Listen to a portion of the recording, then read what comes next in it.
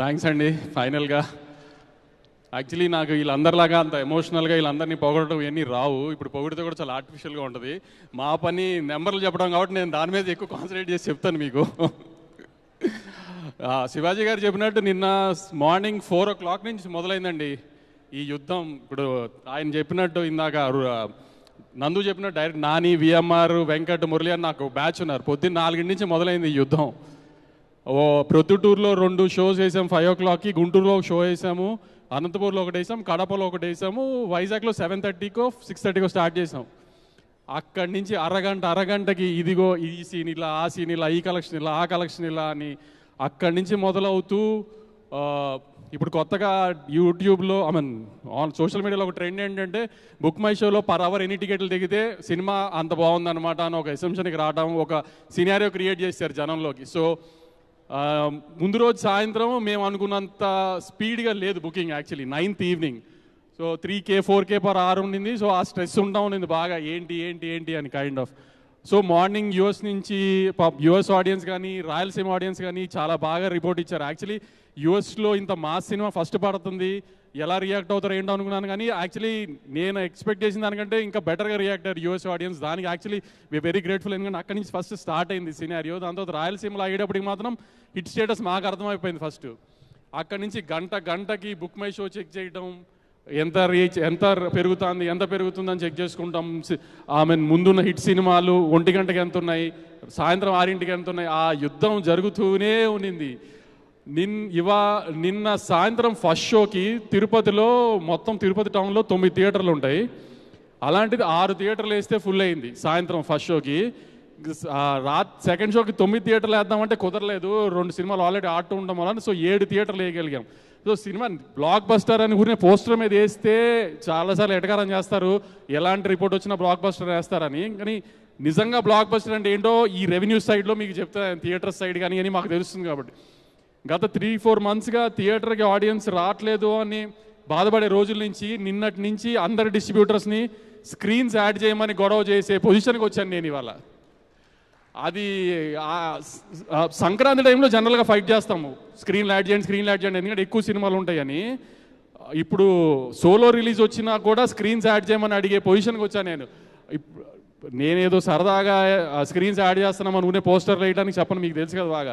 అంత గొడవ చేస్తున్నాను నేను స్క్రీన్స్ గురించి. అంత బాగుంది రెస్పాన్స్ నిజంగా రెవెన్యూ సైడ్. కానీ ఇవాళ రాయలసీమలో పొద్దునే సెకండ్ డే తగ్గుతుందేమో సాటర్డే అనుకున్నాము, కానీ మార్నింగ్కే మదనపల్లి లాంటి స్టేషన్స్లో కూడా 4 థియేటర్లు ఫుల్ వచ్చినాయి. గుంటూరు లాంటి స్టేషన్ మామూలుగా మా గుంటూరు డిస్ట్రిబ్యూటర్గా నోరు తెరిచి ఏం మాట్లాడి ఎప్పుడు ఏడు మోహన్ తిరుగుతూ ఉంటాడు వాడు నాకు మార్నింగ్ షోస్ అన్ని ఫుల్స్ వచ్చినాయి అని వాడు చెప్పడము. కానీ సో ఇట్లా ఏంటంటే మామూలుగా డిస్ట్రిబ్యూటర్లు అందరూ ఫోన్ చేసి చాలా హ్యాపీగా ఉండి బ్రహ్మాజీ గారు చెప్పినట్టు వాళ్ళకి ఎలా ఆర్టిస్ట్గా బాగా పర్ఫామ్ చేశారని చెప్తారో అలా మాకు డిస్ట్రిబ్యూటర్లు చెప్తారు, ఈ ఫుల్ అయింది, అది ఫుల్ అయింది, ఇక్కడ యాడ్ చేసాం, అక్కడ యాడ్ చేసామని. అట్లా ఫోన్లు చేస్తానే ఉన్నారు మాకు నిన్నటి నుంచి అంతా. ఆఖరికి నిన్న Nizam gross morning show matinee first show కలిపి ఎంత ఉందో 3 షోలు కలిపిన గ్రాస్ ఒక సెకండ్ షోకి ఉంది. ఆ విషయం నాకు 12:40కి తెలిసింది. 12:40కి ఇంకా నాగార్జున గారికి ఫోన్ చేయలేదని కూడా ఆలోచించుకుంటూ ఆయనకి నేను మెసేజ్ చేశాను, సార్ లేచే ఉన్నారా అని. ఇంకా ఆయన లేచలేరు పాపం. అంతే అప్పుడు అఖిల్కి ఫోన్ చేసి చెప్పా, ఒక సెకండ్ షో గ్రాస్ 3 షోలు గ్రాస్ అంత ఉంది సార్ అని. అంత రీచ్ వచ్చేసింది సెకండ్ షోకి వచ్చేటప్పుడు ఈ సినిమాకి. ఒక ఎల్విఆర్ అని ఒక డిస్ట్రిబ్యూటర్ ఉంటాడు, అతని దగ్గర నుంచే ఉత్సాహంగా గొంతులో రాలేదు నాకు. అతనికి RRR ఇచ్చిన, బాహుబలి ఇచ్చిన అతని గొంతులోంచి ఏం రాదు కాబట్టి అతను కూడా హ్యాపీగా చెప్తాడు అనుకున్నా. అతను ఒక్కడే చెప్పలేదు నాకు, మిగతా అందరూ చాలా మంచి రెస్పాన్స్ ఇచ్చారు. ఆడియన్స్గా కూడా మీకు చాలా థ్యాంక్స్ అండి. నేను ఎక్స్పెక్ట్ చేసిన దానికంటే పెద్ద టర్న్అవుట్ వచ్చింది నిన్న కానీ ఇవాళ కానీ. ఇందాక శివాజీ గారు చెప్పారు అఖిల్ థ్యాంక్ యూ చెప్పిన విధానం బాగా నచ్చిందని. సార్ దాంట్లో అఖిల్ థ్యాంక్ యూ చెప్పడం కంటే అఖినేని నాగార్జున గారు కంట్లో నీళ్ళు పెట్టుకున్నారు, కొడుకుకి అంత పెద్ద హిట్ వచ్చిందని. ఇంతకంటే ఒక సినిమా పెద్ద హిట్ అయిందని వ్యాలిడేషన్ మీకు అక్కర్లేదండి. ఇన్ని సంవత్సరాల్లో నాగార్జున గారిని నేనైతే ఎప్పుడు అలా చూడలా. నేను మొన్న ప్రీ రిలీజ్ ఈవెంట్లో కూడా చెప్పా నాగార్జున గారి గురించి తవరు చెప్తానని. అంటే షూటింగ్ జరుగుతున్నంతసేపు ప్రొడ్యూసర్గా నాగార్జున గారు ఆమె పెద్ద రోల్ ఏమి ఉండదు, సీన్లు అప్పుడప్పుడు అడగడం తప్పితే. సినిమా యావిడికి వచ్చిన తర్వాత మా ఎడిటర్ కొంచెం సైకో. మామూలుగా అయితే అన్నపూర్ణలో పెట్టుకోమంటారు ఎడిటింగ్, ఎందుకంటే అన్నపూర్ణ సినిమా సితారా ఉన్నా ఎందుకంటే సార్కి కంఫర్ట్ అని. కానీ వీడికి ఏంటంటే వీడి కూర్చునే కుర్చీ, వీడికి టీ ఇచ్చే బాయ్, ఇవన్నీ వీడి కంఫర్ట్ జోన్స్ ఉండాలి. సో వాడు కొంచెం నేను సితారాలోనే ఎడిట్ చేస్తా అన్నాడు.